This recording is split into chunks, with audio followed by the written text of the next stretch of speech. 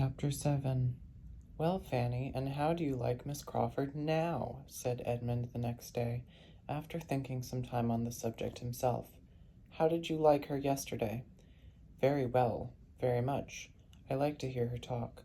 She entertains me, and she is so extremely pretty that I have great pleasure in looking at her."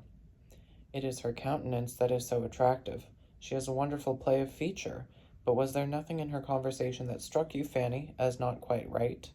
"Oh, yes, she ought not to have spoken of her uncle as she did. I was quite astonished. An uncle with whom she has been living so many years, and who, whatever his faults may be, is so very fond of her brother, treating him, they say, quite like a son. I could not have believed it. I thought you would be struck. It was very wrong, very indecorous, and very ungrateful, I think." "Ungrateful is a strong word. I do not know that her uncle has any claim to her gratitude. His wife certainly had, and it is the warmth of her respect for her aunt's memory which misleads her here. She is awkwardly circumstanced. With such warm feelings and lively spirits, it must be difficult to do justice to her affection for Mrs. Crawford without throwing a shade on the Admiral. I do not pretend to know which was most to blame in their disagreements, though the Admiral's present conduct might incline one to the side of his wife, but it is natural and amiable that Miss Crawford should acquit her aunt entirely. I do not censure her opinions, but there certainly is impropriety in making them public. Do not you think," said Fanny, after a little consideration, "that this impropriety is a reflection itself upon Mrs. Crawford, as her niece has been entirely brought up by her? She cannot have given her right notions of what was due to the Admiral." "That is a fair remark. Yes, we must suppose the faults of the niece to have been those of the aunt, and it makes one more sensible of the disadvantages she has been under. But I think her present home must do her good. Mrs. Grant's manners are just what they ought to be.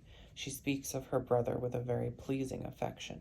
"Yes, except as to his writing her such short letters. She made me almost laugh. But I cannot rate so very highly the love or good nature of a brother who will not give himself the trouble of writing anything worth reading to his sisters when they are separated. I am sure William would never have used me so under any circumstances. And what right had she to suppose that you would not write long letters when you were absent? The right of a lovely mind, Fanny, seizing whatever may contribute to its own amusement or that of others, perfectly allowable when untinctured by ill humor or roughness, and there is not a shadow of either in the countenance or manner of Miss Crawford, nothing sharp or loud or coarse. She is perfectly feminine, except in the instances we have been speaking of. There she cannot be justified. I am glad you saw it all as I did." Having formed her mind and gained her affections, he had a good chance of her thinking like him, though at this period and on this subject there began now to be some danger of dissimilarity, for he was in a line of admiration of Miss Crawford, which might lead him where Fanny could not follow. Miss Crawford's attractions did not lessen. The harp arrived, and rather added to her beauty, wit, and good humor, for she played with the greatest obligingness, with an expression and taste which were peculiarly becoming, and there was something clever to be said at the close of every air. Edmund was at the parsonage every day to be indulged with his favourite instrument. One morning secured an invitation for the next, for the lady could not be unwilling to have a listener, and everything was soon in a fair train. A young woman, pretty, lively, with a harp as elegant as herself, and both placed near a window, cut down to the ground and opening on a little lawn surrounded by shrubs in the rich foliage of summer, was enough to catch any man's heart. The season, the scene, the air, were all favorable to tenderness and sentiment. Mrs. Grant and her tambour frame were not without their use. It was all in harmony, and as everything will turn to account when love is once set going, even the sandwich tray, and Dr. Grant doing the honours of it, were worth looking at. Without studying the business, however, or knowing what he was about, Edmund was beginning, at the end of a week of such intercourse, to be a good deal in love, and to the credit of the lady it may be added that without his being a man of the world, or an elder brother, without any of the arts of flattery, or the gaieties of small talk, he began to be agreeable to her. She felt it to be so, though she had not foreseen and could hardly understand it, for he was not pleasant by any common rule. He talked no nonsense. He paid no compliments. His opinions were unbending, his attentions tranquil and simple. There was a charm, perhaps, in his sincerity, his steadiness, his integrity, which Miss Crawford might be equal to feel, though not equal to discuss with herself. She did not think very much about it, however. He pleased her for the present. She liked to have him near her. It was enough. Fanny could not wonder that Edmund was at the parsonage every morning. She would gladly have been there too, might she have gone in uninvited and unnoticed to hear the harp. Neither could she wonder that when the evening stroll was over and the two families parted again, he should think it right to attend Mrs. Grant and her sister to their home, while Mr. Crawford was devoted to the ladies of the park. But she thought it a very bad exchange, and if Edmund were not there to mix the wine and water for her, would rather go without it than not. She was a little surprised that he could spend so many hours with Miss Crawford and not see more of the sort of fault which he had already observed, and of which she was almost always reminded by a something of the same nature whenever she was in her company. But so it was. Edmund was fond of speaking to her of Miss Crawford, but he seemed to think it enough that the Admiral had since been spared, and she scrupled to point out her own remarks to him, lest it should appear like ill nature. The first actual pain which Miss Crawford occasioned her was the consequence of an inclination to learn to ride, which the former caught soon after her being settled at Mansfield, from the example of the young ladies at the park, and which, when Edmund's acquaintance with her increased, led to his encouraging the wish and the offer of his own quiet mare for the purpose of her first attempts, as the best fitted for a beginner that either stable could furnish. No pain, no injury, however, was designed by him to his cousin in this offer. She was not to lose a day's exercise by it. The mare was only to be taken down to the parsonage half an hour before her ride were to begin, and Fanny, on its first being proposed, so far from feeling slighted, was almost overpowered with gratitude that he should be asking her leave for it. Miss Crawford made her first essay with great credit to herself and no inconvenience to Fanny. Edmund, who had taken down the mare and presided at the whole, returned with it in excellent time before either Fanny or the steady old coachman, who always attended her when she rode without her cousins, were ready to set forward. The second day's trial was not so guiltless. Miss Crawford's enjoyment of riding was such that she did not know how to leave off. Active and fearless, and, though rather small, strongly made, she seemed formed for a horsewoman, and to the pure genuine pleasure of the exercise something was probably added in Edmund's attendance and instructions, and something more in the conviction of very much surpassing her sex in general by her early progress, to make her unwilling to dismount. Fanny was ready and waiting, and Mrs. Norris was beginning to scold her for not being gone, and still no horse was announced, no Edmund appeared. To avoid her aunt and look for him, she went out. The houses, though scarcely half a mile apart, were not within sight of each other, but by walking 50 yards from the hall door she could look down the park and command a view of the parsonage and all its demesnes, gently rising beyond the village road. And in Dr. Grant's meadow she immediately saw the group, Edmund and Miss Crawford, both on horseback, riding side by side, Dr. and Mrs. Grant, and Mr. Crawford, with 2 or 3 grooms, standing about and looking on. A happy party it appeared to her, all interested in one object, cheerful beyond a doubt, for the sound of merriment ascended even to her. It was a sound which did not make her cheerful. She wondered that Edmund should forget her, and felt a pang. She could not turn her eyes from the meadow. She could not help watching all that passed. At first Miss Crawford and her companion made the circuit of the field, which was not small, at a foot's pace.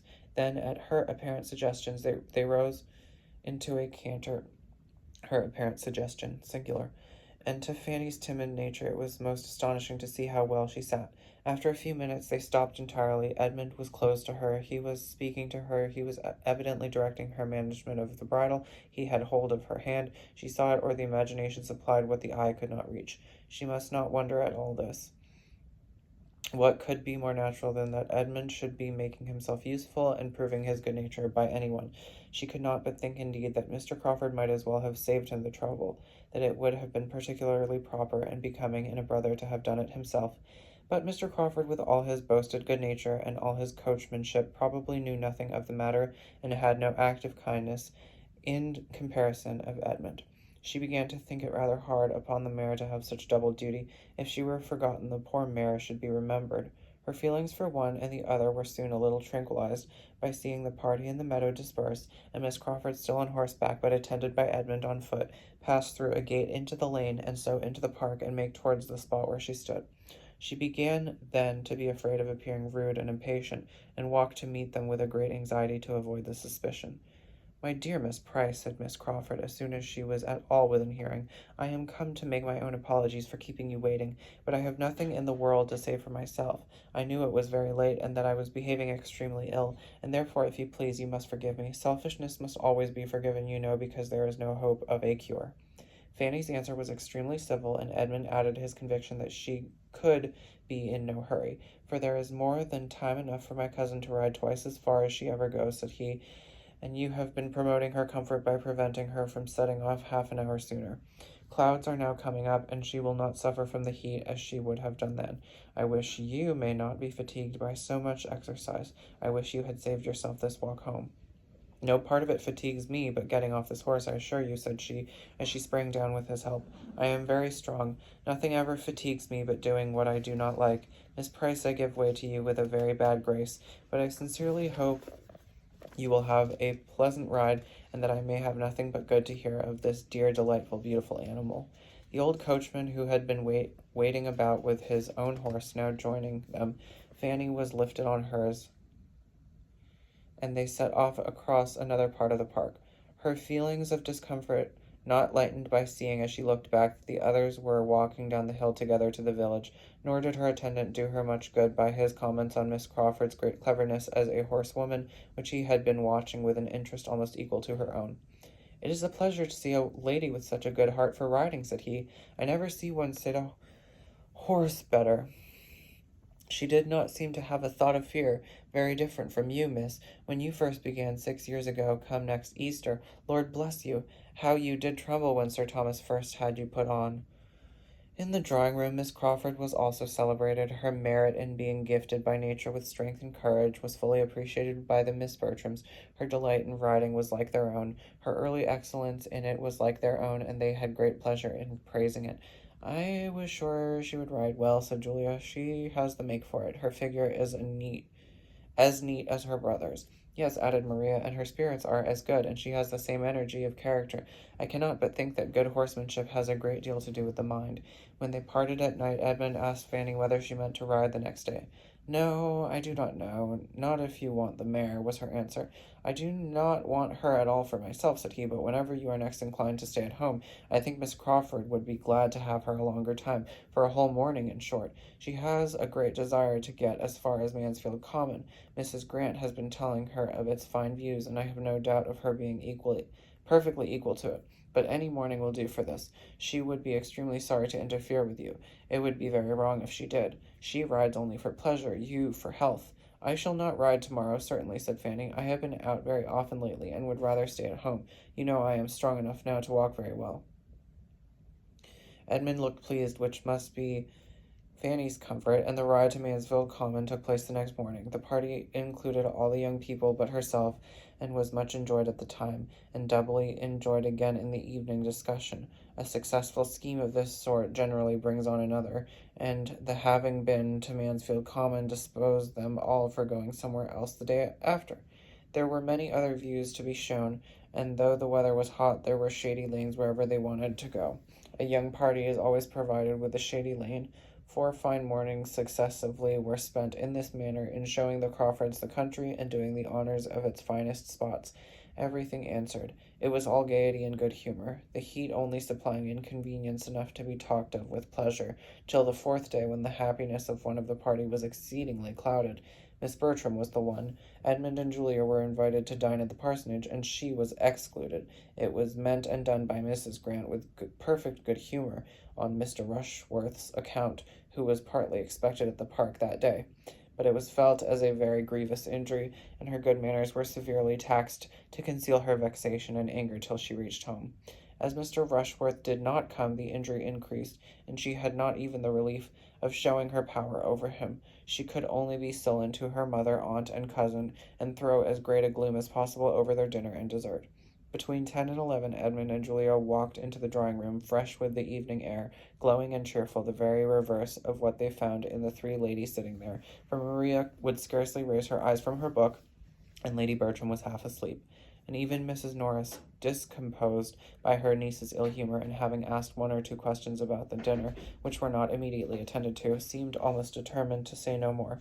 For a few minutes the brother and sister were too eager in their praise of the night and their remarks on the stars to think beyond themselves. But when the first pause came, Edmund, looking around, said, "But where is Fanny? Is she gone to bed?" "No, not that I know of," replied Mrs. Norris. "She was here a moment ago." Her own gentle voice, speaking from the other end of the room, which was a very long one, told them that she was on the sofa. Mrs. Norris began scolding. "That is a very foolish trick, Fanny, to be idling away all the evening upon a sofa. Why cannot you come and sit here and employ yourself as we do? If you have no work of your own, I can supply you from the poor basket. There is all the new calico that was brought last week, not touched yet. I am sure I almost broke my back by cutting it out. You should learn to think of other people, and take my word for it, it is a shocking trick for a young person to be always lolling upon a sofa." Before half this was said, Fanny was returned to her seat at the table and had taken up her work again, and Julia, who was in high good humour from the pleasures of the day, did her the justice of exclaiming, "I must say, ma'am, that Fanny is as little upon the sofa as anybody in the house." "Fanny," said Edmund, after looking at her attentively, "I am sure you have the headache." She could not deny it, but said it was not very bad. "I can hardly believe you," he replied. "I know your looks too well. How long have you had it?" "Since a little before dinner. It is nothing but the heat." "Did you go out in the heat?" "Go out! To be sure she did," said Mrs. Norris. "Would you have her stay within such a fine day as this? Were not we all out? Even your mother was out to-day for above an hour." "Yes, indeed, Edmund," added her ladyship, who had been thoroughly awakened by Mrs. Norris's sharp reprimand to Fanny. "I was out above an hour. I sat 3/4 of an hour in the flower garden while Fanny cut the roses, and very pleasant it was, I assure you, but very hot. It was shady enough in the alcove, but I declare I quite dreaded the coming home again." "Fanny has been cutting roses, has she?" "Yes, and I am afraid they will be the last this year. Poor thing, she found it hot enough, but they were so full blown that one could not wait."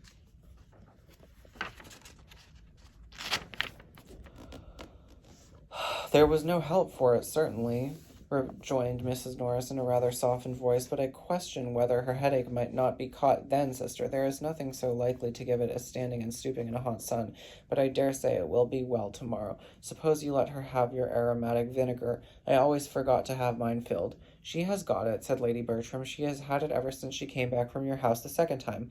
"What?" cried Edmund. "Has she been walking as well as cutting roses, walking across the hot park to your house, and doing it twice, ma'am? No wonder her head aches." Mrs. Norris was talking to Julia and did not hear. "I was afraid it would be too much for her," said Lady Bertram, "but when the roses were gathered your aunt wished to have them, and then you know they must be taken home." "But were there roses enough to oblige her to go twice?" "No, but they were to be put into the spare room to dry, and unluckily Fanny forgot to lock the door of the room and bring away the key, so she was obliged to go again." Edmund got up and walked about the room, saying, "And could nobody be employed on such an errand but Fanny? Upon my word, ma'am, it has been a very ill-managed business." "I am sure I do not know how it was to have been done better," cried Mrs. Norris, unable to be longer deaf, "unless I had gone myself, indeed. But I cannot be in two places at once, and I was talking to Mr. Green at that very time about your mother's dairymaid, by her desire, and her promised John Groom to write to Mrs. Jefferies about his son, and the poor fellow was waiting for me half an hour. I think nobody can justly accuse me of sparing myself upon any occasion, but really I cannot do everything at once. And as for Fanny's just stepping down to my house for me, it is not much above 1/4 of a mile. I cannot think I was unreasonable to ask it. How often do I pace it 3 times a day, early and late, ay, and in all weathers too, and say nothing about it? I wish Fanny had half your strength, ma'am. If Fanny would be more regular in her exercise, she would not be knocked up so soon. She has not been out on horseback now this long while, and I am persuaded that when she does not ride she ought to walk. If she had been riding before, I should not have asked it of her, but I thought it would rather do her good after being stooping among the roses, for there is nothing so refreshing as a walk after a fatigue of that kind. And though the sun was strong, it was not so very hot. Between ourselves, Edmund, nodding significantly at his mother, it was cutting the roses and dawdling about in the flower garden that did the mischief." "I am afraid it was indeed," said the more candid Lady Bertram, who had overheard her. "I am very much afraid she caught the headache there, for the heat was enough to kill anybody. It was as much as I could bear myself. Sitting and calling to Pug and trying to keep him from the flower beds was almost too much for me. Edmund said no more to either lady, but going quietly to another table on which the supper tray yet remained, brought a glass of Madeira to Fanny and obliged her to drink the greater part. She wished to be able to decline it, but the tears which a variety of feelings created made it easier to swallow than to speak. Vexed as Edmund was with his mother and aunt, he was still more angry with himself. His own forgetfulness of her was worse than anything which they had done. Nothing of this would have happened had she been properly considered, but she had been left 4 days together without any choice of or exercise companions or exercise, and without any excuse for avoiding whatever her unreasonable aunts might require. He was ashamed to think that for 4 days together she had not had the power of riding, and very seriously resolved, however unwilling he must be to check a pleasure of Miss Crawford's, that it should never happen again. Fanny went to bed with her heart as full as on the first evening of her arrival at the park. The state of her spirits had probably had its share in her indisposition, for she had been feeling neglected, and been struggling against discontent and envy for some days past. As she leant on the sofa, to which she had retreated that she might not be seen, the pain of her mind had been much beyond that in her head, and the sudden change which Edmund's kindness had then occasioned made her hardly know how to support herself.